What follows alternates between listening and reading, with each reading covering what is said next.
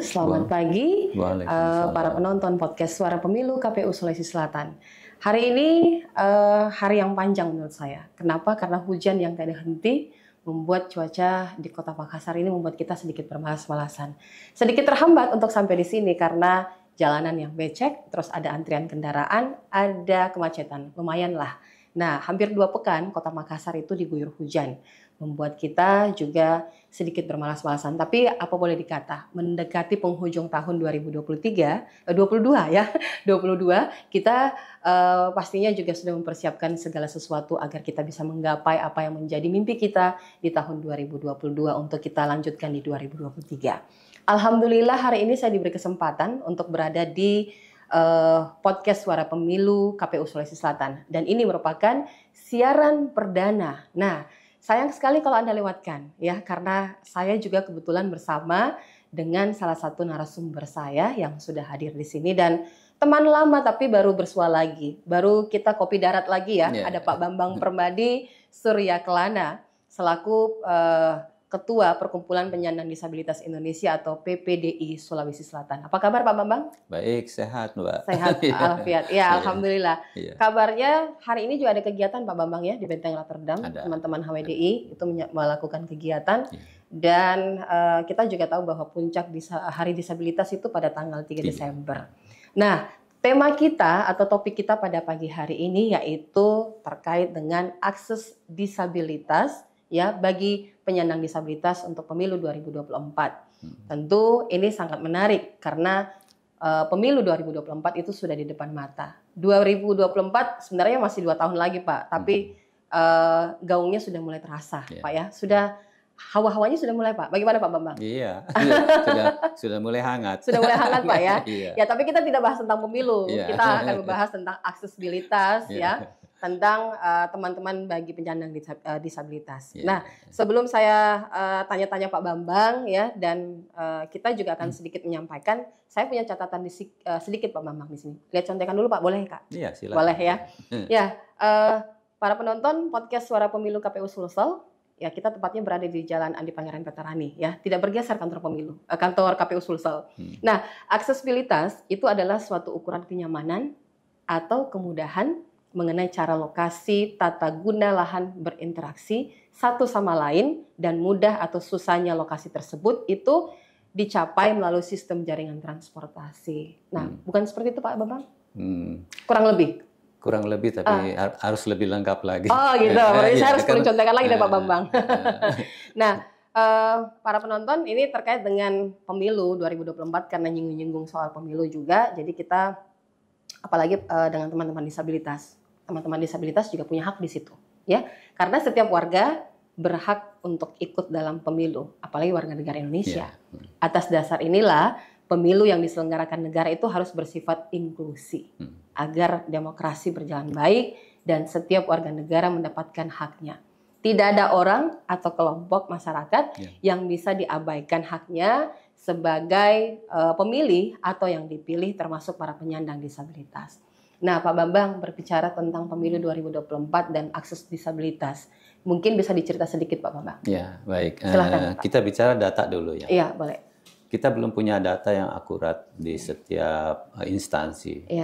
Namun dari estimasi kita bisa mengambil beberapa estimasi. Misalnya WHO mengestimasi 10-15% dari jumlah penduduk.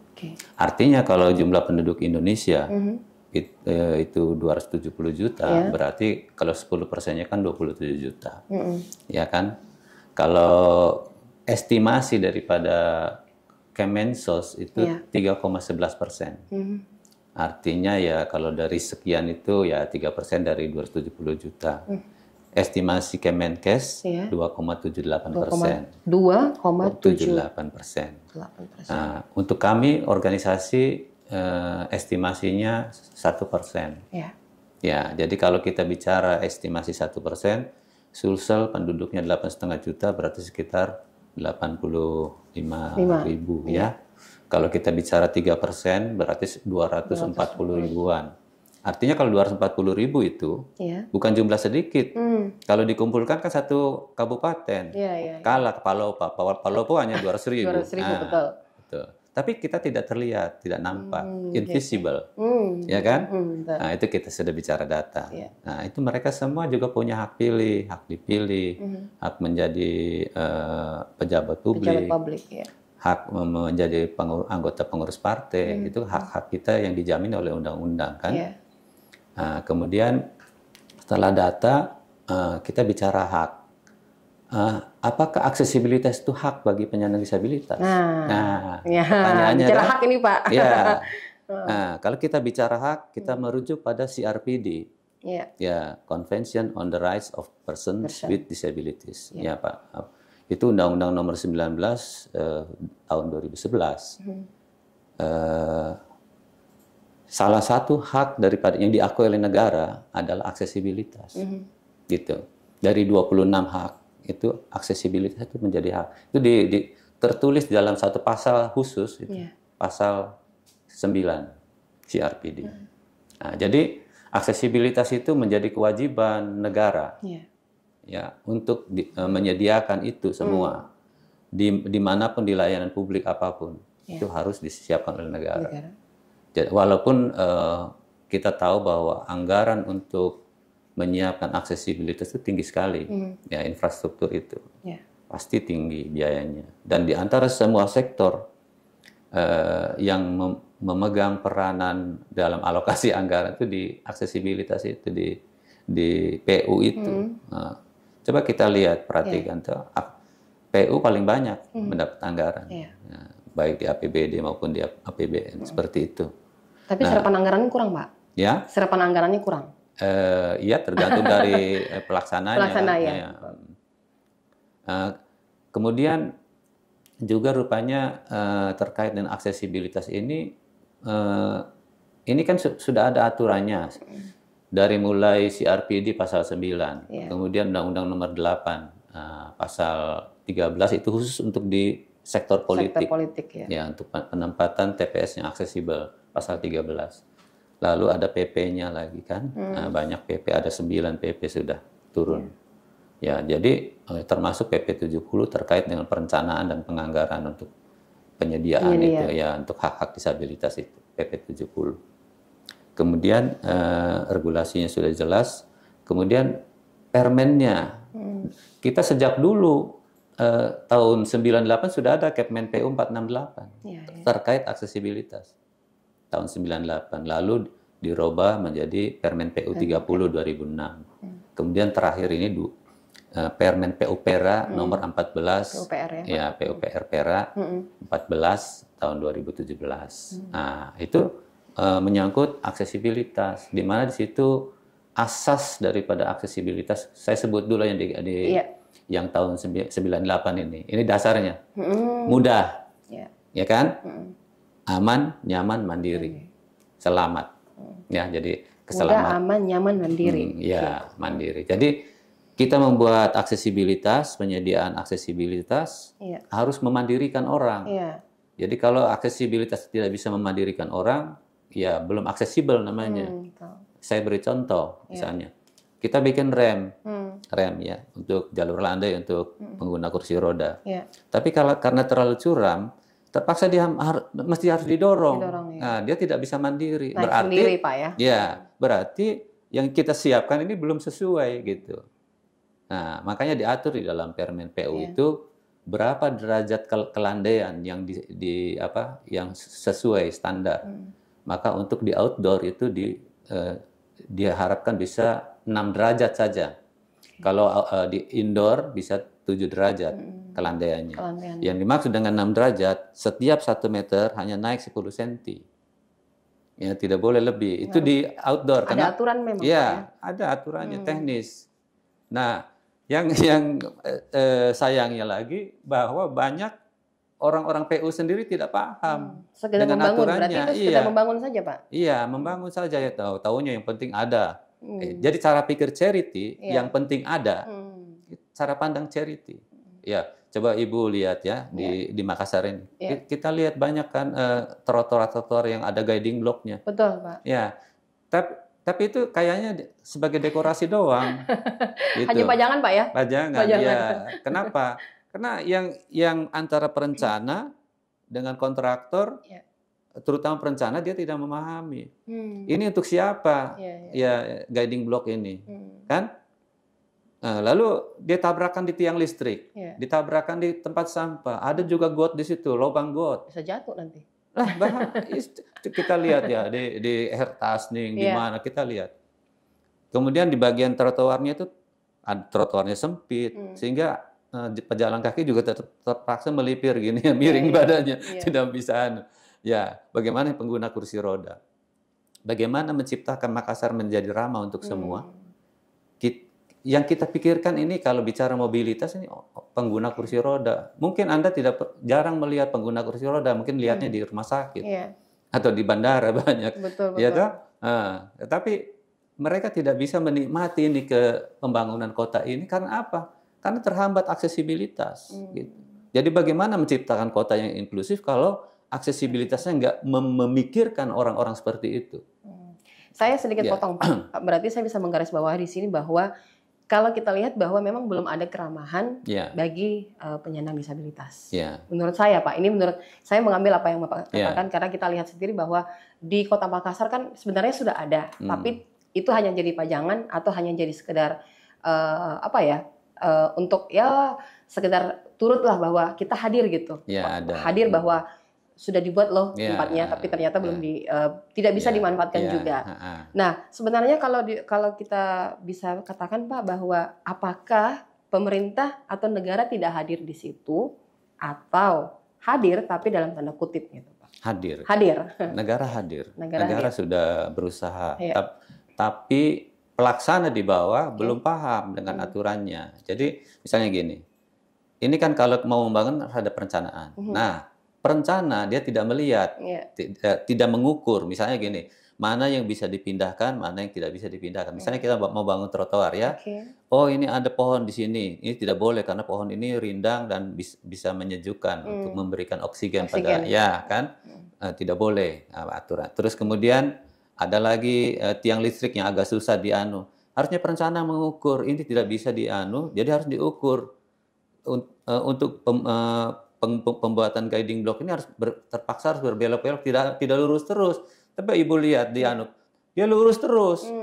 Jadi akhirnya nabrak segala macam gitu. Kurang perencanaan, Pak. Ya, perencanaan kurang, tidak mengabaikan, sangat mengabaikan adanya realitas yang ada. Penataan berarti termasuk penataan, Pak ya? Iya, penataan. Gitu. Dan kedua memang dari tadi saya pernah ngomong masalah SIPTB. Surat izin perencanaan. Ya, seharusnya itu dilaksanakan oleh dinas terkait untuk mensertifikasi penataan ruang, perencana yang masuk dan bekerja di Kota Makassar. Itu tidak dilaksanakan. Sehingga banyak perencana yang baru keluar, tidak paham lalu dia ikut merencanakan di situ, akhirnya ya seperti itu hasilnya. Dan satu lagi, dinas-dinas ini rupanya karena kembali lagi sosialisasi regulasi ini kurang, sehingga mereka tidak memahami bahwa kalau kita baca di CRPD pasal 4.3, itu menyebut bahwa negara-negara pihak wajib berkonsultasi terkait perencanaan, pelaksanaan, pengembangan isu disabilitas dengan organisasi yang mewakilinya. Mereka tidak mau konsultasi dengan kami, gitu. Mungkin ya dianggapnya kami tidak tahu apa-apa terkait itu, isunya aksesibilitas, mungkin ya. Mungkin juga ya takut kuenya tersempil oleh kami. Terpotong sedikit, Pak, bahaya. Iya kan? Nggak ada proyek ini, Pak. Padahal kami ini, Bu, kalau diajak konsultasi juga senang. Artinya kami bisa memberikan masukan-masukan pada pemerintah agar kota ini betul-betul ramah untuk semua, tidak terkecuali. Tapi mereka mengabaikan ini, pasal 4.3 CRPD. Mengabaikan, jadi tidak ada konsultasi. Tapi alhamdulillah KPU sudah mulai, sudah dinas perhubungan, Oke, jadi sangat saya apresiasi. Apresiasi. Ya, kita masih berada di podcast Suara Pemilu KPU Sulawesi Selatan. Jangan terlalu tegang karena kita hanya membahas tentang aksesibilitas bagi penyandang disabilitas untuk pemilu 2024. Nah, Pak Bambang, kalau kita berbicara tentang pemilu 2024 ini, Pak, ini kan sudah di depan mata sebenarnya. Setahun lagi kan Ini tinggal 1 hari Pak ya, masuk iya. 2023. 2024 kan sudah ya ada aromanya gini. Kita kalau peran Pak sendiri, peran dari teman-teman atau penyandang disabilitas di pemilu 2024 ini Pak. Ya. Aksesnya gitu Pak, akses menurut saya. Peran dulu ya. Ya, peran. Kami memonitoring penyediaan aksesibilitas di TPS-TPS. Ya, apakah sudah aksesibel belum? Ya. Karena itu kan sudah diatur dalam PKPU baik dari tahun 2009, 2013, 2014. Ada 4 ya yang saya baca. Itu semua sudah memuat secara detail aksesibilitas di TPS pemilu. Ya, sudah. Tapi rupanya ya ini aturan ini kurang dibaca oleh yang di bawah. Ya, sehingga mereka ya itu seperti itu. Masih perlu sosialisasi barangkali. Perlu ya sosialisasi. Atau gaungnya kurang Pak. Kurang ya. Ya mungkin dianggapnya tidak penting. Ya. Tapi di situ ada suara loh Pak. Ya. Ada suara yang harus dikejar. Iya, bagi orang-orang yang paham. Ya, kalau yang tidak paham, ya yang penting saya kerja yang penting ya begitu. Tapi mereka tidak perhatikan bahwa PKPU mengatur dari mulai kita turun, ya jalan masuk ke TPS harus tidak boleh berpasir, tidak boleh berbatu, tidak boleh bergelombang, tidak boleh becek, ya kan, tidak boleh licin, Pak, ya kan? Jalannya harus seperti itu. Kemudian tidak boleh ada penghalang seperti got-got terbuka. Lalu TPS-nya tidak, kalau bisa ditempatkan di tempat yang datar, tidak berundak. Kalaupun berundak harus ada rem temporer, ya begitu. Kemudian pintu masuk diatur lebarnya. Lalu penempatan bilik suara, peti suara itu ada khusus yang tingginya meja 35 cm. Itu kan diatur di dalam PKPU. Nah, itu tidak dibaca dan tidak dilaksanakan. Tetap saja seperti itu. Nggak ada template. Ya mungkin mereka pikir nggak ada disabilitas netranya. Jadi kadang template-nya nggak ada. Atau petugasnya nggak ngerti template itu apa gitu. Nggak ngerti. Iya. Mana template ya, disembunyikan di mana gitu deh. Begitu. Berarti memang suara teman-teman dari penyandang disabilitas ini harus didengar Pak, ya harus didengar karena suara mereka itu dibutuhkan gitu, dibutuhkan.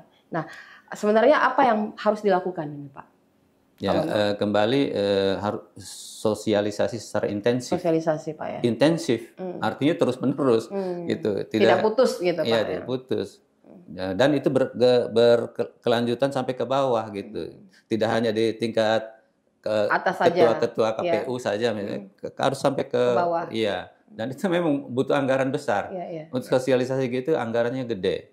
Saya tahu itu kalau jadi memang berarti perlu ini Pak, mungkin perlu juga yang namanya kolaborasi dan kerjasama gitu dengan masyarakat juga kan, masyarakat juga punya peran ketika masyarakat lain mau para penyandang disabilitas ini hadir atau ada di sekitar mereka juga harusnya memberikan masukan. Di situ ada penyandang disabilitas yang akan memilih gitu. Mungkin jadi ada perlu kolaborasi barangkali ke sana. Penting, namanya kolaborasi itu di mana-mana. Kita nggak bisa bekerja sendiri untuk membangun bangsa, nggak bisa. Harus semuanya berperan yang setara, tidak ada diskriminasi di situ kan. Termasuk kita jangan didiskriminasi gitu. Kalau kita lihat sendiri Pak terkait dengan lokasi-lokasi yang ada di layanan publik yang ada di Sulawesi Selatan atau Kota Makassar lah paling. Mungkin kita bisa lihat Kota Makassar sendiri. Sebenarnya mereka sudah ramah atau tidak? Tadi kan kita sudah katakan tidak ramah dan negara sebenarnya sudah hadir, tapi lagi-lagi terbentur gitu. Sebetulnya niat mereka sudah baik, bukan tidak baik. Sudah disambut sebenarnya Pak. Tetapi mereka karena tidak ngikutin aturan, akhirnya banyak hal yang tidak sesuai standar aturan gitu. Misalnya, contoh saya beri contoh. Dulu pertama sekali kita bicara transportasi, tadi ngomong aksesibilitas transportasi. Halte yang pertama dibikin ada 8. Kemudian tidak ada rem di situ. Saya foto semua tuh. Kemudian ternyata saya buatkan desainnya. Begini harusnya. Saya masuk ke Dinas Perhubungan. Kenapa? Akhirnya dibuatlah 200 halte yang merah putih itu Ibu yang sekarang. Dari Takalar sampai ke Maros. Lebih 200 itu. dan anggarannya bukan sedikit itu. Nah, tetapi rem yang dia bikin itu masih tidak sesuai, ya karena masih curam gitu ya. Harusnya kalau tinggi jalan dengan permukaan itu halte 110 cm harusnya 11 meter, ya kan panjangnya 11 meter itu baru bisa. Tapi ternyata hanya 6 meter dikasih, berarti masih curam kan setengahnya itu, ya. Nah, jadi curam. Kemudian dia punya handrail bentuknya kayak pagar begini, Bu. Nah, jadi kayak pagar kan? Nah, jadi saya bilang waktu kemarin di sosialisasi di Arya Duta kemarin, bagaimana ceritanya ini? Nah, kita pengguna kursi roda mau naik. Kalau dia menggunakan paralel bar, ya seperti karena kita itu kalau mau naik, kalau mau bantu, pegangnya begini posisinya tangan kan? Ya, bukan begini, bukan begini. Ya, betul. Bilang, kan ini kan seperti kan ada tiang-tiang semua. Karena tiang-tiang begini jadi begini kan. Jadi saya bilang karena tidak ngikutin aturan. Kalau di aturan si paralel bar. Tinggi 85 cm yang di atas untuk dewasa. Ada 65 cm di bawah. Tapi kadang nggak seimbang, Pak, posisi kursi roda dengan bus, anggaplah bus, Pak ya. Itu kan kadang-kadang agak ada sedikit ya. Harusnya memang harus anu betul. Jadi bus juga harus menyiapkan namanya jadi semacam ini ya. Kayak bisa begini jadi untuk sampai di haltenya itu. Tapi tidak ada bus yang begitu. Kayak ada jembatan sendiri barangkali, Pak ya. Jembatan lipat tuh bisa ditutup lagi. Kayak gitu harusnya. Tapi tidak ada, Pak. Nggak ada. Jadi saya bilang sama Pak Kadis Perhubungan, kayaknya ini proyek gagal ini. Saya pernah ngomong begini, kalau gagal gini gimana itu buang-buang anggaran. Bagaimana kalau itu dimanfaatkan misalnya gini, disewakan saja itu kepada penduduk setempat, misalnya pakai jualan apa, disewakan kan ada uang masuk ke dalam. Jadi artinya kembali, walaupun cuma berapa gitu, tapi ada yang kembali daripada habis satu persatu dia diambil sama Pak Yabo. Iya, betul. Besi-besinya. Iya kan bisa ditimbang tuh, Pak. Coba Ibu lihat di hilang itu lantainya satu-satu kan. Iya, ditimbang. Kan ditimbang. Iya. Ditimbang. Kita kan di sini seperti itu. Kan karena besi itu berharga, besi tua itu. Ada nilainya, Pak. Ada nilainya gitu. Jadi saya bilang sama Pak Kadis, nanti Pak kalau perencanaan ke depan bukan tidak boleh pakai besi beton, tetapi dibungkus dengan beton, Pak. Saya bilang. Jadi jangan, karena penyakitnya orang-orang kita seperti itu. Nggak lihat itu barang begitu pasti ditunggu, aman, Pak. ditunggu keroposnya, ditunggu berkaratnya lalu diambil. Aduh, saya bilang. Jadi bayangkan kalau satu halte 300 juta nilainya, kalikan saja 200, berapa kerugian negara di situ, kan? Jadi akhirnya kemarin 80 bus, ya 80 bus itu yang Trans Wisata itu, ya, ada teman bus, ya teman bus itu sudah ada 8 untuk penyandang disabilitas itu, walaupun harus melalui koreksi dan audit oleh kami itu, ada 8 ada. Ya, 2 masing-masing di satu trayek 2 bus.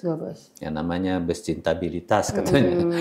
Tapi belum maksimal mungkin, Pak. Ya, belum ya, karena kami jarang juga yang masuk. Saya tanya sama bagian anunya, berapa orang dalam 1 tahun yang memakai bus? Belum ada data, Pak. Kenapa? Karena memang pihak Dinas Perhubungan, layanan, petugas harus dilatih mengenali yang mana-mana yang disabilitas itu. Kan banyak ragamnya. Harus ditahu, Pak. Ya, kan di undang-undang menyebut ada 5 ya, ragamnya: fisik, sensorik, mental, intelektual, dan ganda. Kan? Ganda itu berarti campuran dari 4 ragam itu. Nah, yang fisiknya terbagi banyak.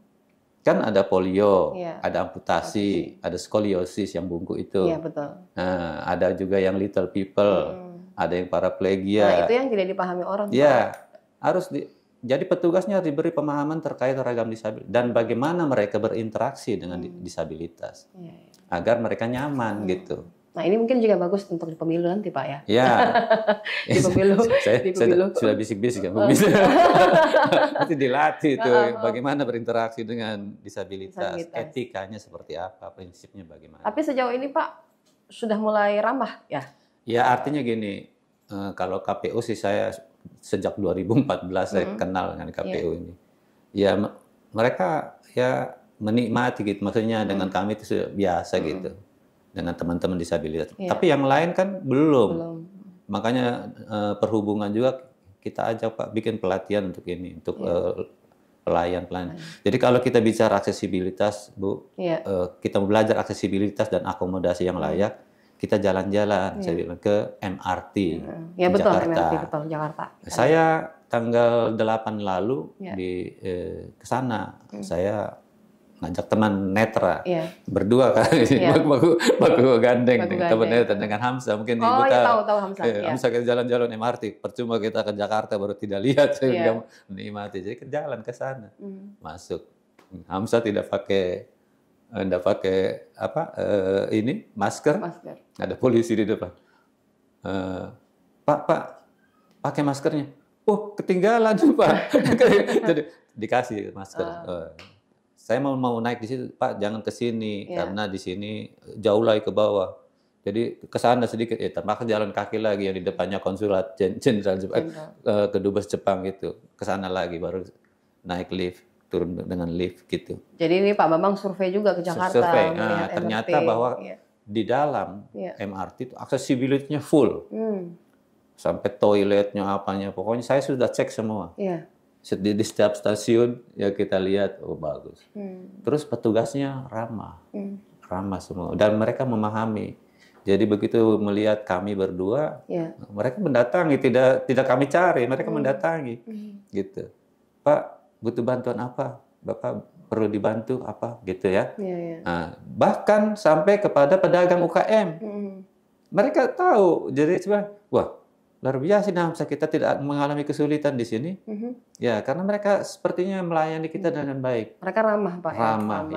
Dan paham gitu cara berinteraksinya, gitu.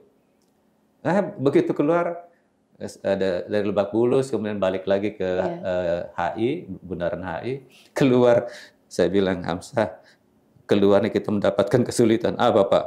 Saya nggak tahu share lokasi di mana itu. Itu cerita lucunya Pak ya. Di dalam itu kita nggak ada kesulitan karena semua aksesnya sudah bagus. Gitu. Kalau di Kota Makassar sendiri Pak, untuk kedepannya ini apa yang harus dilakukan dan itu dulu lah. Nanti setelah itu masuk ke pemilu. Silakan Pak Bambang. Kalau bicara aksesibilitas secara tadi ada saya sebut akomodasi. Akomodasi betul Pak. Beda akomodasi layak dengan aksesibilitas. Aksesibilitas itu secara umum. Ya, artinya bisa dipakai untuk semua orang. Masyarakat biasa juga bisa pakai kan. Nah, kalau akomodasi yang layak itu aksesibilitas individual. Artinya dalam kasus-kasus tertentu dia harus ada.